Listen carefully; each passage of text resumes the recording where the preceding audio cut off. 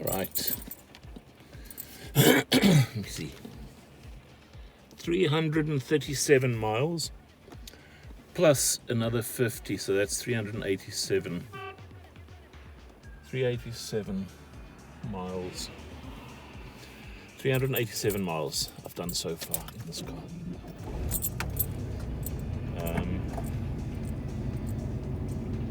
Seatbelts on. Inflation restraint light is off. What's going on down there? We've had a hedge trimmer tractor with one of those big things for the last few weeks for some weird reason, making repeated passes up and down here. I think he's cutting trees just about today. Let's see if this thing works. Where are we?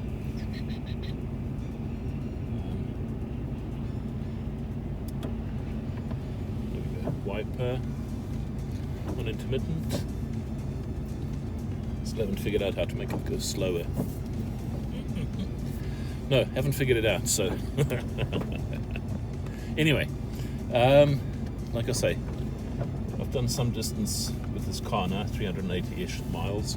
I'm just going to run down to town quickly. I've got to go and get some of this fancy stuff that I got from Debbie in America in July when I went there for 4th of July for a few weeks, and I got sick on the plane. I wildly want to say that I've got some version of COVID, whatever you want to call it. I've also got the blower on, so hopefully that doesn't make too much noise in the background. So yeah, Pedro's been sick for about 5-6 days and really unwell, and now he's got this constant cough, and the cough unfortunately is not letting up at all. I woke up a couple of times through the night hearing him rattle away and cough and bark like a madman. And ideally you want people who are going to work in the day to have a good night's rest, so I've got to find some weird cough syrup with specific ingredients in, which I know works really well, but that's also non-sedating because the guy works on a 150-ton overhead gantry crane. That's his primary job. He also drives various other construction machines on a manufacturing site locally. Back to the car. I'm needing to open up this a little bit more so we get more hot air up front. The screen is slightly misted from me getting in here after I've had a shower. First, the day I fetched it, first kind of impressions was through those narrow roads in Wales, or Welsh roads, the road holding actually is really good for what's essentially a big car. It's certainly in this country it's a big car. In America obviously it's a medium to large, probably a large car I guess. Acceleration, engine, everything works and works really well. It's comfortable as hell, which is kind of expected, especially when you call something a mobile sofa or couch. The sound system in here is actually very good, which is nice, and I'm going to be adding a sub into the back for a bit of extra hooligan points. The other thing I'm thinking of doing is putting a cutout switch on the back just before the rear box. So before the rear silencer I'll put on an electronic cutout so that in specific situations, not all the time, because I've got a loud van with a 4.3 V6 in as well, and that's got side pipes out literally just behind the driver's seat on both sides, and that after 300 miles you end up with a headache because the drone just is too much. But if you're in a show field or you're sort of driving around being an idiot, it's nice sometimes just to make a bit of extra noise and hope that police don't pull you over and give you a telling off. Beyond that, fuel consumption. I think it was 33 miles a gallon, Imperial, and in US gallons, you're talking about 27 miles a gallon, which to me is way acceptable for driving something that's a little bit unique. It's not a 1 litre Nissan Micra or a smart car or any of the other vehicles that do their thing for the environment, but very little else. So right now, what am I doing? 50 miles an hour sort of a back road, not really a back road, it's a main road, but it's still just a 2-lane road on my way to town. And this thing is misting up way more than I wanted to mist up. So hopefully it'll clear up soon enough. Let's try that. See if it doesn't give us any more power, unfortunately. So I've just got to wait for it to kind of demist at its own leisure, saying that it is warmed up, the engine is warmed up, there's hot air coming through. Probably a question that I would ask myself and that others could or would ask me is, having had it for close on 400 miles now, would I buy it again? Absolutely. Absolutely. It's one of the cheapest, simplest ways into American car ownership in this country, for sure, in England, because everything we have is imported. And if you see, I'm going to use a stupid example, if you see a truck for $2,500 in the US, that is very, very roughly, you think about this, £2,000, it's just under £2,000, because you're looking at roughly 13 or 1.3 dollars to a pound. So, you know, $13 will buy you 10 English pounds. So $2,500, which is a very typical cheap price, I think. That $2,500, once you land it in England and it's actually on your driveway, can easily be as much as $5,000. So pretty much doubling up on the prices of stuff. Every import part that we import into this country can fix our cars, keep them on the road, keep us smiling. You've got to add in shipping, taxes, import duties. Everybody wants it cut off your ass or your wallet, whichever. It doesn't matter which way you look at it. So, to be honest, it's less fun than people think, but we are a bit dumb, we are a bit hardcore, and I don't mean hardcore aggressive, just despite knowing what we know about these hobbies, we will continue to either own or buy these vehicles because they give us pleasure. So yeah, I would buy it again, saying that for the price I paid for this, and that includes all the costs of getting it home, getting it onto my driveway, onto my name, with insurance and everything. You know, a lot of guys would buy an expensive, and it's not even that expensive, bicycle. So again, I always use the comparison of the price of a bicycle. This vehicle certainly is in that league. You see cars for $200, $300, but they invariably literally scrap, and they're being sold for stripping for parts and nothing much more. I'm going to pull over at the garage now, into the fuel station, service station, and just see what the hell's going on with this window that's still not cleared for some reason. I'm not sure why, but I need to just see why it's not doing what I want it to do, which is clearing itself. I've been driving for quite some way now, and it's not doing what I needed to do. So I'm going to stop and pause this for a moment, and then get back on the road once I figure out why the screen. It's probably a setting that I just need to change. So back in a moment. There you go, much better now. I can see where I'm going. I just need to get out of this service station now, which is going to be a bit of a pain in the ass because they are busy filling it, doing the tankers servicing it, and just for a change, it looks like I've got lucky and been able to get out the entrance side rather than the exit. Just trying to get around vehicles that all parked there would have been a bit of a pain in the ass.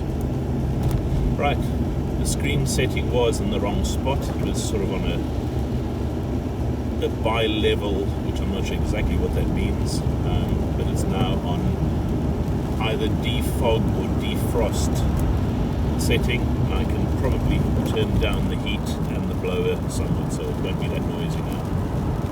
But But yes, back to this car. It's a pleasure. It's an absolute pleasure to be driving it. Rain. Welcome to England. This is Mud Island at its best. But I must be honest, we didn't get winter coming in until middle of December. So we've had a significant stay of execution here as far as the weather is concerned, because anywhere from October really you could expect to start turning the heating on and using.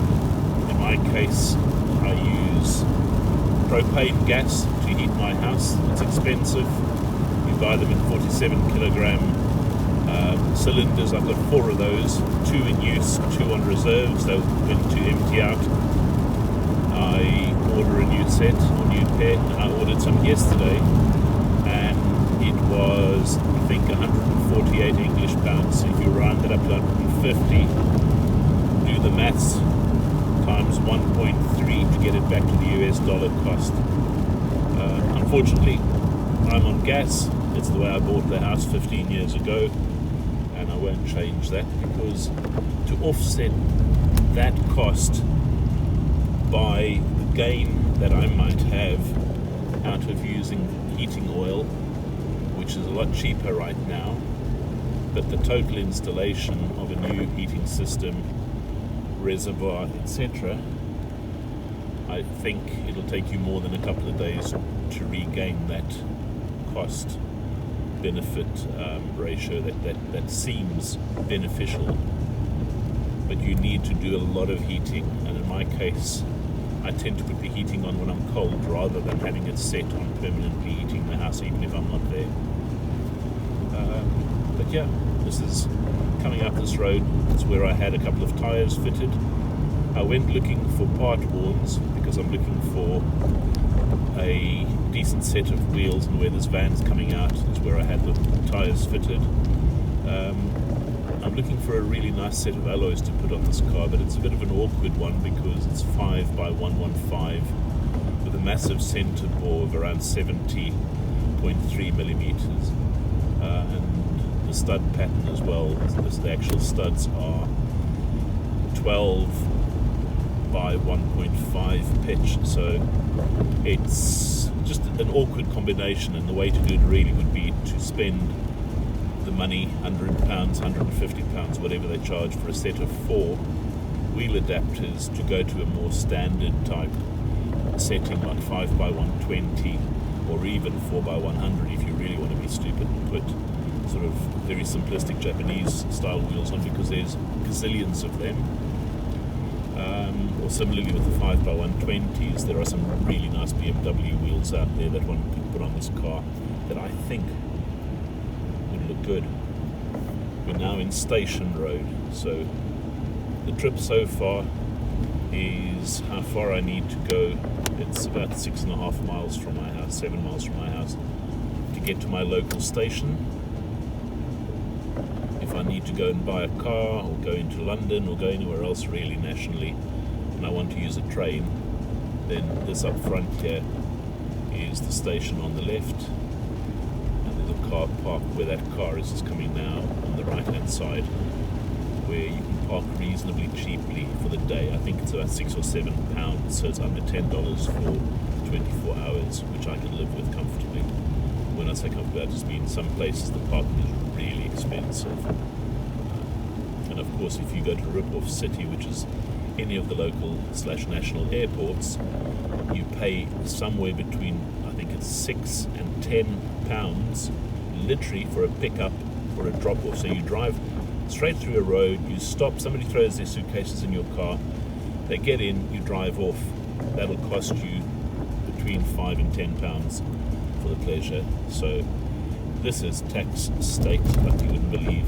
You pay for every fart that you may let off. Intersections are policed. Everything is policed by cameras.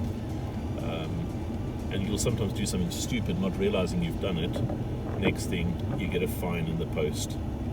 You end up paying up for this kind of thing. So yeah, for those international viewers, and I think there's probably a fair amount because the Olds is just not common in this country. You're getting a little bit of a drive around on the correct side of the road. Well, for these cars. For me, obviously, I'm sitting on the wrong side, associated with driving on the left. And again, people ask, what's it like to drive a left-hand drive in a right-hand drive country? No different from driving a right-hand drive in a left-hand country. You just have to add no more than 5% vigilance.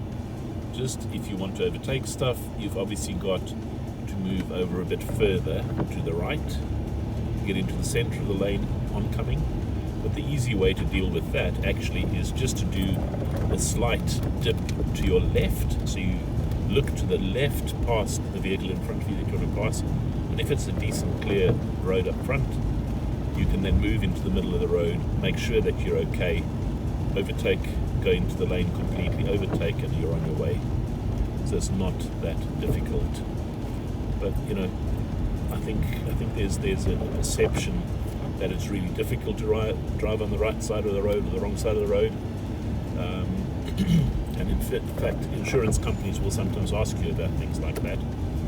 I, touch wood, have never had a problem with any of that. Somehow, I've had quite a few left-hand drive vehicles now. My S10, my Chevy C10 that I'm busy restoring, my Astro van, this car, and never had a problem of any type with having them, owning them or so.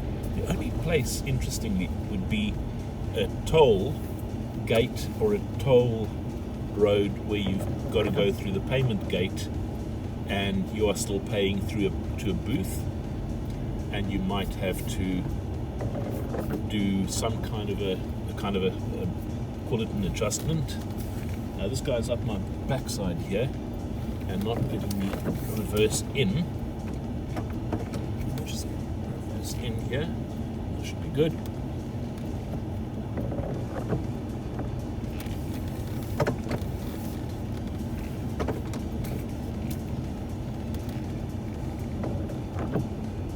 Right. We're in the car park. Everybody seems to have survived, while I took a moment to just get the car off the road first of all into this car parking space. People can become really, really irate, especially when you reverse park. And in this specific car park where I've parked now, reverse parking is actually a much better option, because people do drive quite aggressively here, coming and going. So there you go. If anything, observational on this car, thoroughly enjoying it. I'm now going to go into Poundland, just over there. And Poundland is a bit like Dollar General, different but the same. And I'm going to see if I can find 4 stainless steel bowls that have the right outer diameter for me to flip or stick, not flip, to stick over the rims, over the nuts and the fasteners, to form small little police style center caps in stainless. It'll be a temporary measure until I find a set of alloys of some sort that I really want. But yeah, thanks for watching. I think that's probably all for now. We'll report on this vehicle some more as things come and go. I also need to order today a handbrake release cable from Rock Auto. Rock Auto is one of those suppliers of parts for us here in the UK where people are constantly shocked by the level of service. They will order something on a Monday afternoon and by Wednesday they're fitting it to their vehicle. Literally 24 hours or a bit more for delivery. It's insane how good they are. And some of the stuff, sure, it is probably stashed somewhere in a local storage facility. But a lot of stuff comes from America, so you're looking at 2 or 3 days possibly, including shipping it halfway across America with 1 or 2, I don't know, airplanes or trucks or whatever, and then getting out to this country. So yeah, Rock Auto, high up on the recommendation, I suppose you could say, list. But for now, this is it. Thanks for watching. I will report more when I've got more to say about this car. Right, shopping done. Trolley put away. Headed back to my little beastie. This thing is, it's not that big, but it does stick out a bit. I wonder how often people end up getting their noses tapped. So that's the size of it in a standard UK parking bay. You can see it is quite wide, it takes up a bit of space. But once again, once you get used to that, you just make sure you park in a space that actually has sufficient space around it. So yeah, I also bought a couple of rugs to put on the floor, little cream mats. They're going to last about 1 day before they black, brown and quite grubby. You can see the floor, that's just with me getting in and out a few times today. The floor doesn't like it, so I'd rather put a kind of a mat in there that I can bin away. But yeah, headed home. Got a few things to do and then probably start making dinner or something. I don't know what to cook for tonight, but that's all part of living with nobody. Okay, so we're off, homeward bound.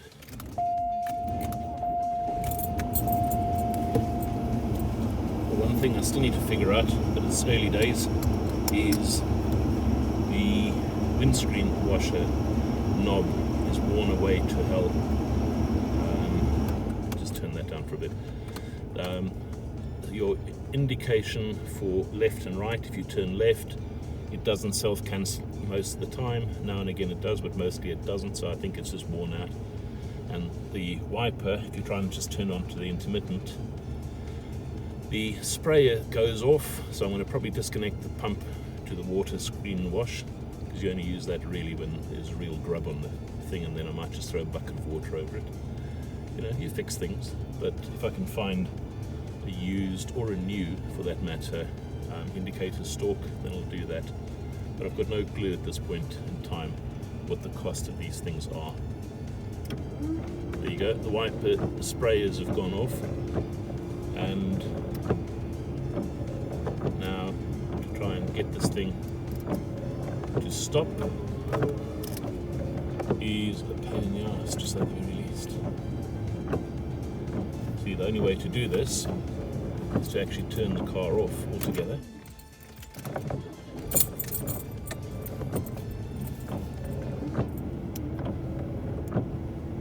Let's see. That pump is pumping away and the water is actually drained out. It's finished pumping every bit of water out. That was an idiot going through there like a fucking dick. Driving in a car park at 20-30 miles an hour is just not very clever. Yeah, this is not going to happen now, is it? Typically. It'll just burn out in the end. Maybe I should go there now, quickly open the bonnet, turn that thing off.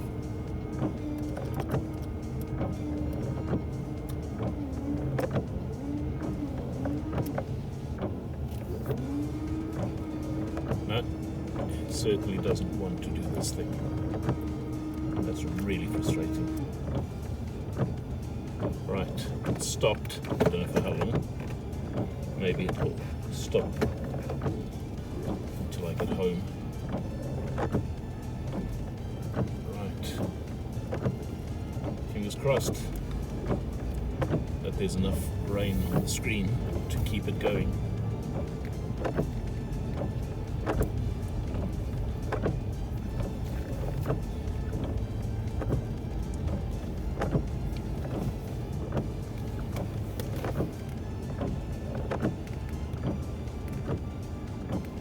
Guys must have a lot of fun around here, trying to get about in and out of essentially tight spaces. And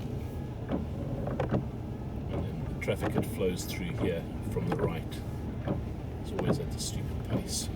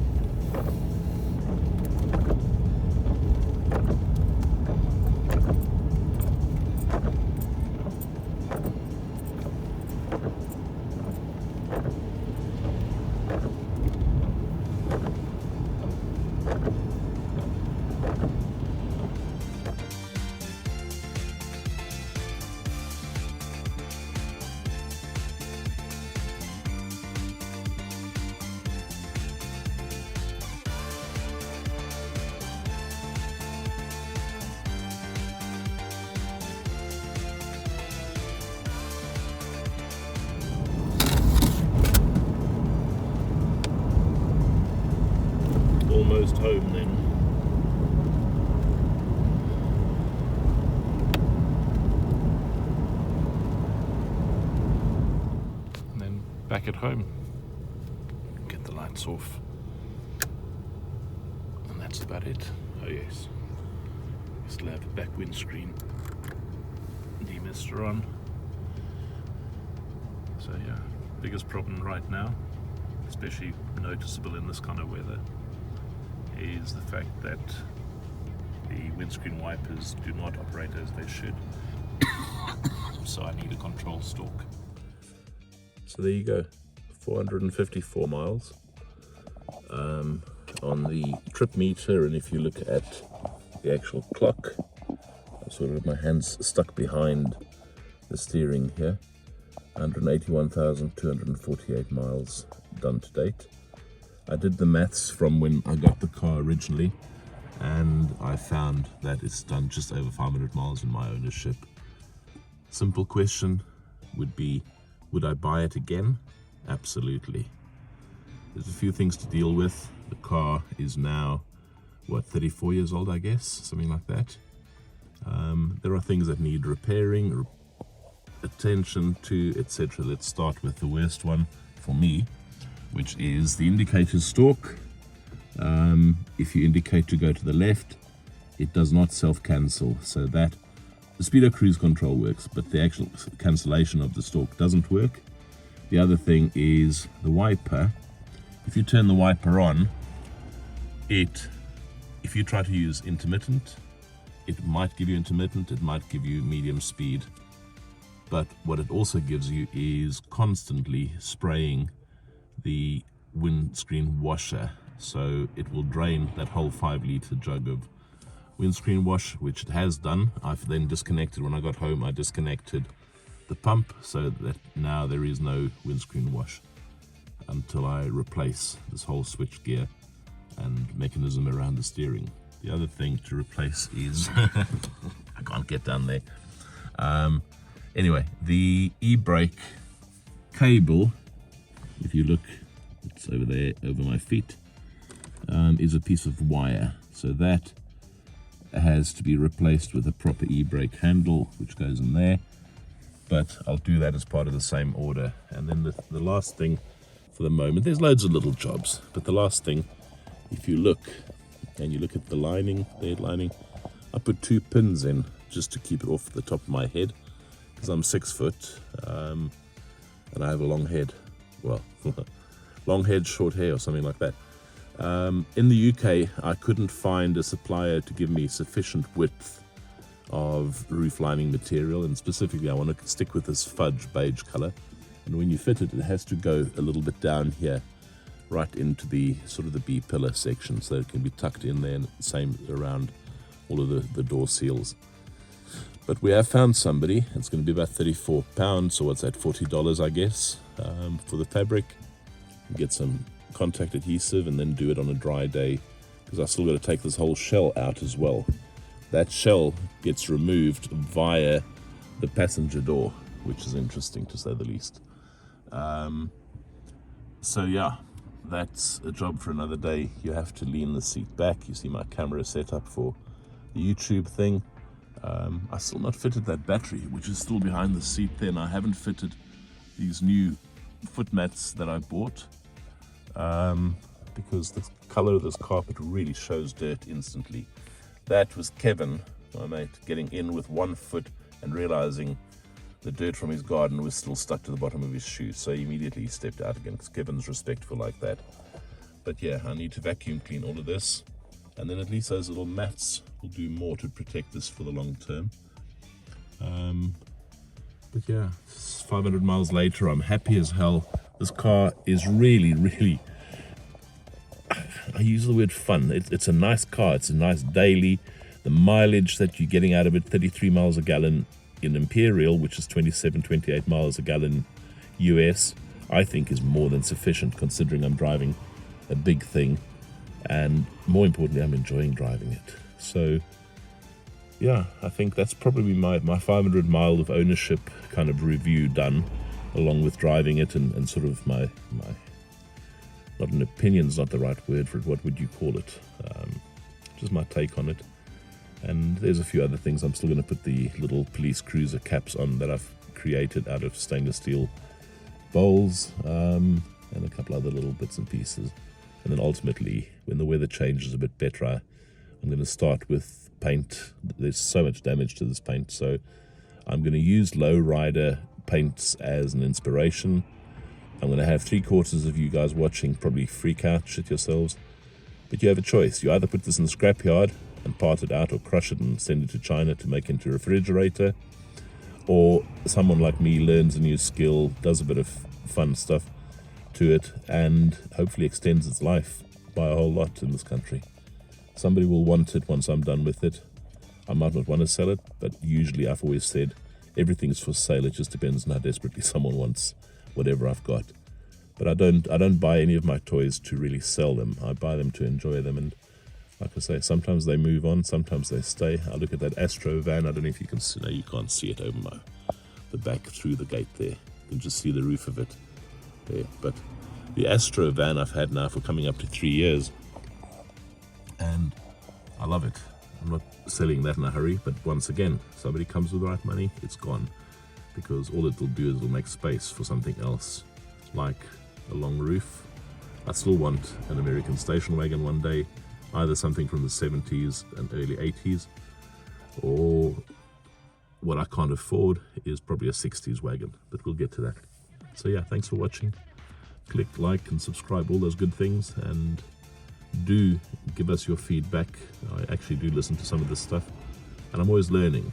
You know, I don't know much about these cars, and the internet gives you a certain amount, but you guys know a lot more. So feedback by any means. Thanks.